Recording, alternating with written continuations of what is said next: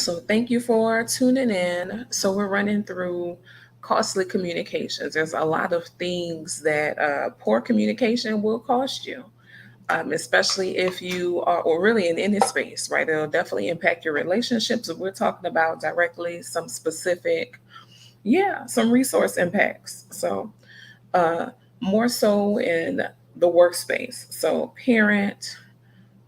not parent, business, other organizations, a very specific skill set and impact. So, fixed versus variable. Sometimes when I'm talking about some things, I like to kind of talk about it backwards. So, we'll go backwards this time, right? So, for variable, these things, there's really no way to peg it directly for exactly how much it's going to cost. So, but you lose, right? Because of poor communication, you can lose your expertise and knowledge that the organization, the campus, the institution has. Because as people leave, the expertise and knowledge goes with them. Gone. It's absolutely gone, right? Um, and it can be various generations of people. So when I say people leaving, I want to be specific that I'm not talking about necessarily people that have been there for, X number of years. It could be someone that was a new hire.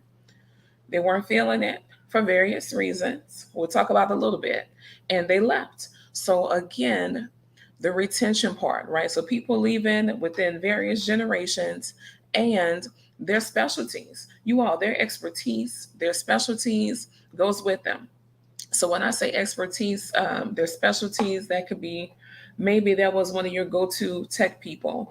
Maybe that was one of the people that you go to for mentorship, right? They had a way with making certain things plain, whether it was for content for a teacher, if it was for organizational goals, right? In the corporate space, they had a very specific way that they had kind of worked on some systems and some things to make it simpler, to make it plain, to make it feasible, where someone can incorporate it immediately. So, their first variable expense again is expertise and knowledge. Next, another area that's costly, right, because of poor communication, a variable expense is exploration. When we say exploration, what I really mean is development. So I mean development. So that can be a number of different driving factors, honestly. It can be, and when I say driving factors, meaning basically the soul, the heart of the organization, the business. So if we were talking about education, it would be instruction, obviously, right? So the exploration is really the development of these things, your driving force, your driving factor, what you're known for, what gets the job done. Yeah, what yields the profits, yields the results, this thing. So again, it can be different.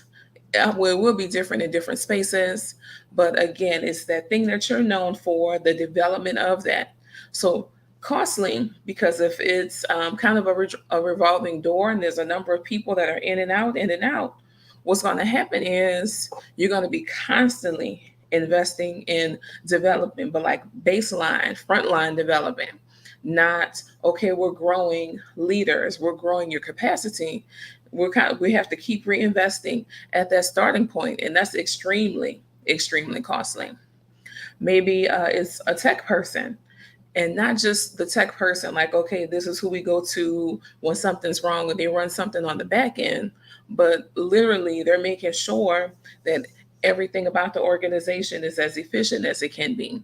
Maybe everything about the organization leveraging tech, we're being more effective, right, with how we're doing things. So part of the team, someone that is really good with the people skills, right? Maybe they were in a manager position, maybe not. Maybe they were very good with relating certain things to their peers, almost like an ombudsman, right? A council person at large kind of thing.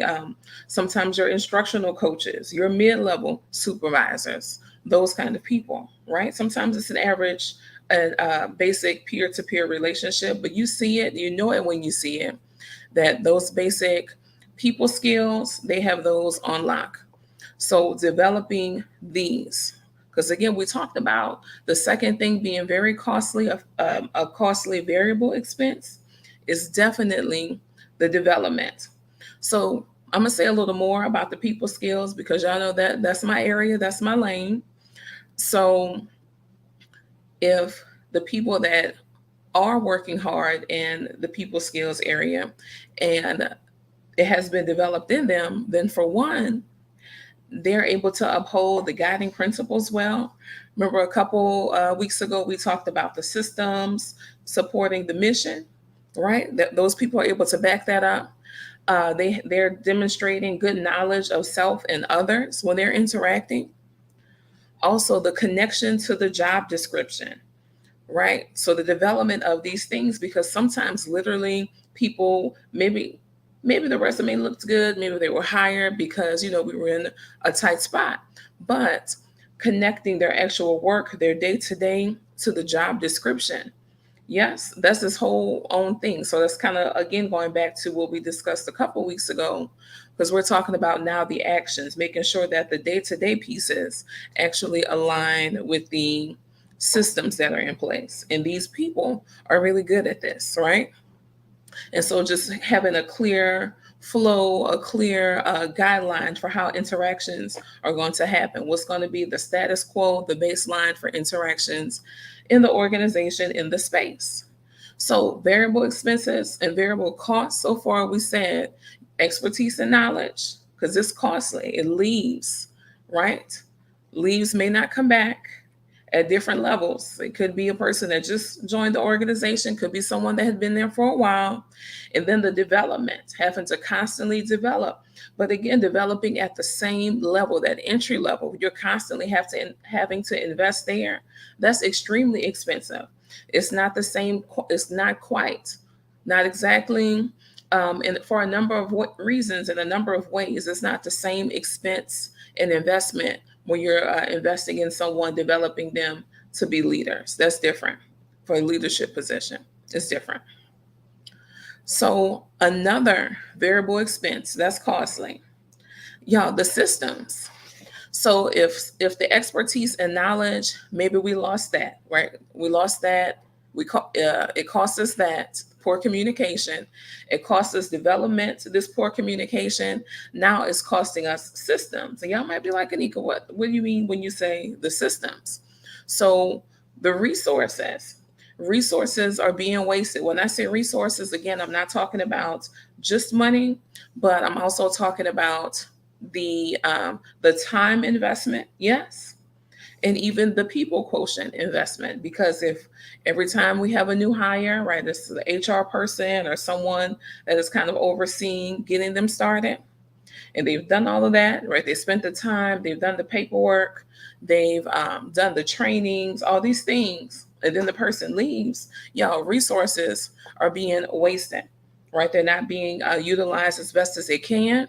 Slash, sometimes what happens in aim of trying to address the issue is that the resources will be wasted because people are trying to address the issue and they're trying to reinvent a system. But guess what? Because the expertise left and the development left, they didn't realize that maybe it had already been tried. There was a reason why that didn't happen. Yeah, because again, poor communication. So again, poor communication also costs and impacts the systems. Another way that poor communication, these communication errors impact the systems is because sometimes, and I just had a conversation with someone about this, the inconsistency, right? So whether it's inconsistency again in an entry level employee slash leadership, but especially leadership, right? Especially leadership, the inconsistency causes wasted resources again because of the discontinuity. So here was the example from a conversation earlier this week.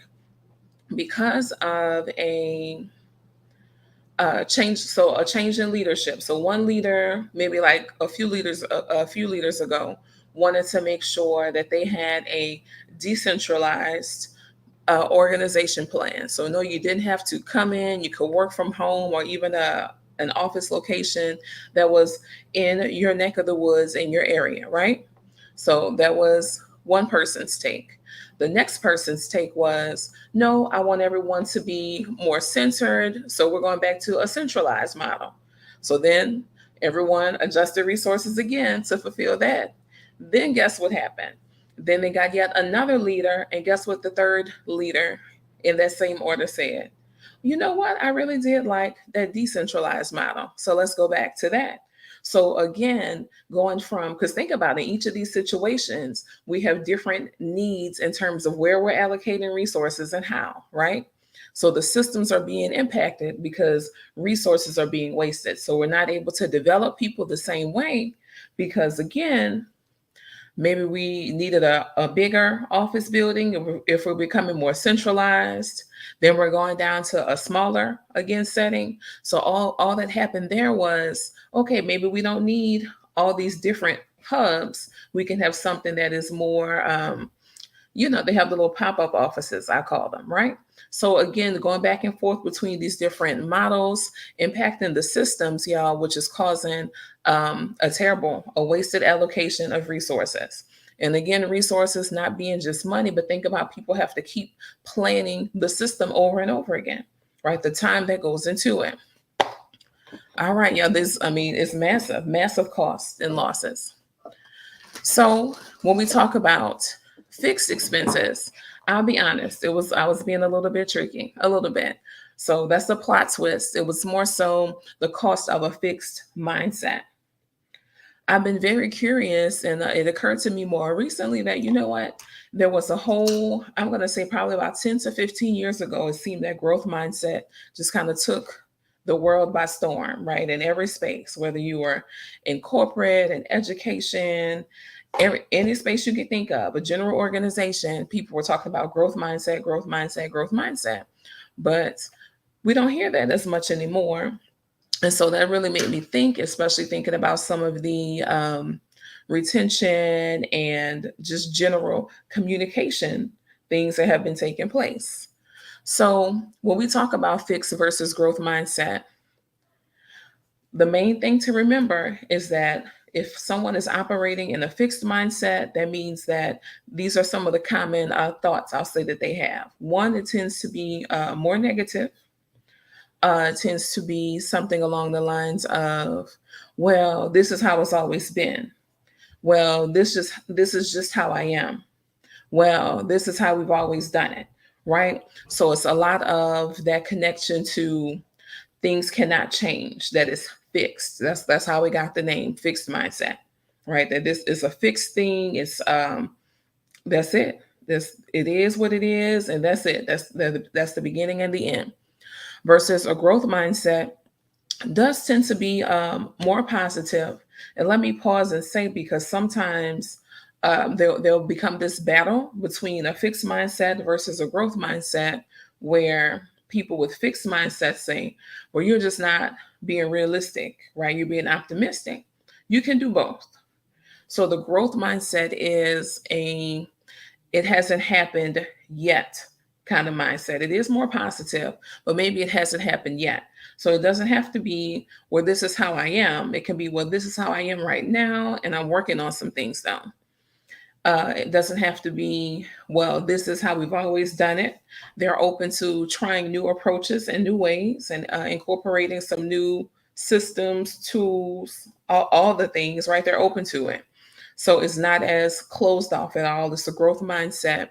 A lot of people say, again, they're really anchored in, if you have a growth mindset, you're anchored in the possibility of yet.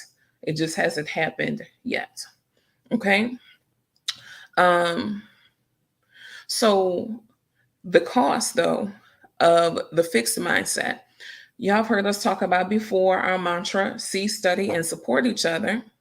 But we will say that whether it's a fixed mindset or a growth mindset, that the first two are happening in both. People are seeing and studying, but the support isn't going very well. So again, let's look back. Let's think about some of those phrases again as to why the support isn't going well. When we have a fixed mindset, if there's a problem, you're supposed to support someone, you might shut it down, saying, well, this is how we've always done it. This is what, we're not changing, right? We don't have time for maybe the exploration, the suggested idea. So that all those are actually very insupportive, right? And non-supportive, I should say. So you saw the problem, and maybe, maybe we've studied because we have a lot of research, a lot of data and things to back up a lot of what's happening at this point, right? I mean, how many articles? My goodness, articles, news stories, all these things, TikToks, everything can we find about it? But again, how are we addressing it? How are we supporting? You all, there's a quote that Desmond Tutu has. I'm just going to summarize it, so I don't want to mess up the verbiage exactly. But he talks about well, when you're trying to, you see something's wrong, you see there's a problem, and you're working to pull people out of the river. You see people are in the river, you're trying to help them get unstuck, you're pulling. And what ends up happening is at some point we have to stop and realize, maybe we should go upriver and see what's happening, what's causing people to get stuck and fall in the river in the first place. So go ahead and actually address the issue further up, right? Versus waiting to be reactive, being more proactive. So that is what good support would look like. That is what good growth mindset, again, versus those fixed costs would sound like. So a couple of quick tips when we're thinking about our communication, really in all of the spaces, I'll say a couple of quick tips. And you don't have to be an expert in finance for this one, but I wanted to give you the acronym COST, right? We said that communication errors can be costly. So here's the cost to help you also fix it. So C is for currencies. When we talk about currencies, there's actually three. You have your time, your knowledge, and you have money. So again, being very judicious, very thoughtful about how you're spending any of those where. If we've already tried, right? So let me say a little more. If we've already tried to address it by offering bonuses, sign on, retention, those kind of things, but we still have the same retention rates, right? It hasn't improved, it hasn't gotten better. We need to switch the currency that we're focusing on. So maybe we need to focus on the knowledge, right? And then the time, especially when we're talking about people, right? Because something else happened, something else switched a bit. So we need to swap the currency that we utilize. Because if we're first, again, we use finances and it's still not going well, there still has been no improvement, we need to switch to either knowledge or time to attempt to address the issue in a new way. So that's the C was currencies. The O is options. You all, when we talk about options, again, we have to be flexible. We talked about fixed versus growth mindset. So you have to be flexible. So with options, I'm not even saying that you come up with all of the options, right? But with options, you want to make sure that you are giving people space to an opportunity to voice themselves. So that's again going back to the C and studying part. If we give people options for really the whole, like a lot of the process, a lot of the feedback, a few things happen. Your buy-in increases, right? People wanting to implement the system, the actions, whatever the move is, right? They implement it better, / they also make sure to hold each other accountable better, and they'll do it with fidelity. Yeah. All right, because you gave them options. And then / because you actually asked the question you asked, right, of them, what are your thoughts? What's your perspective? You won't.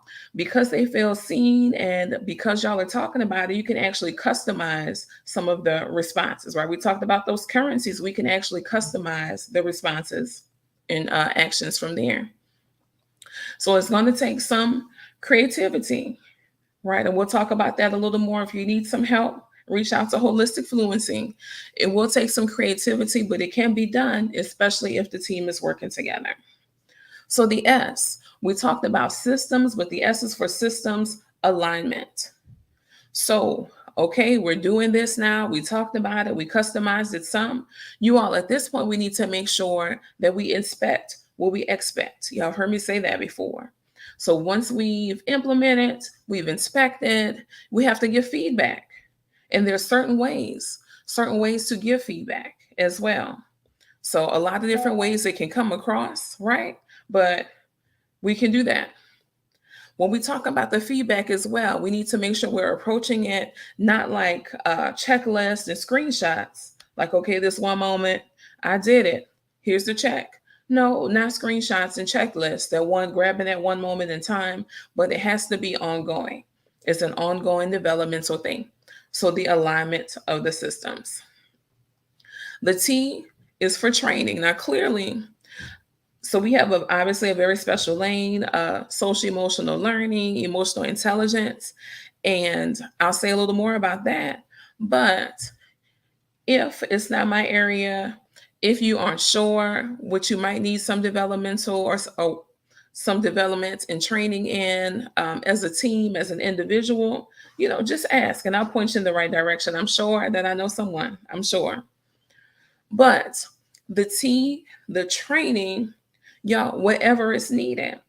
And again, I want you to think back to the driving factor we talked about earlier is whatever is the heart and soul gets the results, the profits for your business. Let's say it's sales and people need a little more practice presenting. Then that's the training. That's what we invest that. So it's time because it doesn't have to be again super costly. It could be someone even in house that can do the training, right? Someone that does really well with their presenting, closes really well. So it can be a specific skill. If we're talking about again education, then yes, if there's someone whose tier one instruction is on point, then yes, they can model, they can shadow, they can mentor, all these things, you all. So there's different ways to get the training. Like I said, we think about the three currencies, but we also think about and reflect on how we use them, what results it got us, and make some adjustments to that. So in terms of social emotional intelligence and working with holistic fluency, well, we are providing training. So we really specialize in organizational culture and support. So y'all heard us talk about the beliefs, the systems, the actions, and building those out. If you missed that one, go back. We talked about organization maybe about a month ago. We really talked about it in detail. Okay. We also really, a work of our heart is for the youth. So a lot of what happens with youth is we make sure that we show up and support the adults in their lives. So a lot of our trainings have looked like parent series and educator trainings, right? Because those are who are most connected to, in front of, and with young people. And then also some parent liaisons. We've done some trainings with them as well as we're looking to and making sure that they understand some things because they're also around the young people and they can also provide some tips to the other adults as we all work together to support the young people. And I won't just say leadership development for us for emotional intelligence, but new leader intelligence, especially, right? If you're a new leader or an aspiring leader, you're preparing yourself for that role. It is going to take some emotional intelligence work, some mindset work. And again, that's what we specialize in. So if any of those are speaking to you, touched your soul, you're like, you know what? I can understand some conversations, especially as a parent, that we might want to have and do some parent series, whether it's at your school, you're the principal, your child goes there. Y'all, please do reach out to us, email us, message us, okay? Comment below, all of these things. But I just want to be clear that, again, communication errors are costly. And I cannot emphasize and stress enough how much people are not intentional in their communication. So that gets us into a lot of shenanigans, grievances, people offended, and just really jeopardizing and hindering relationships moving forward. So if we can really flush a lot of this out, have some specific strategies and plans, why not?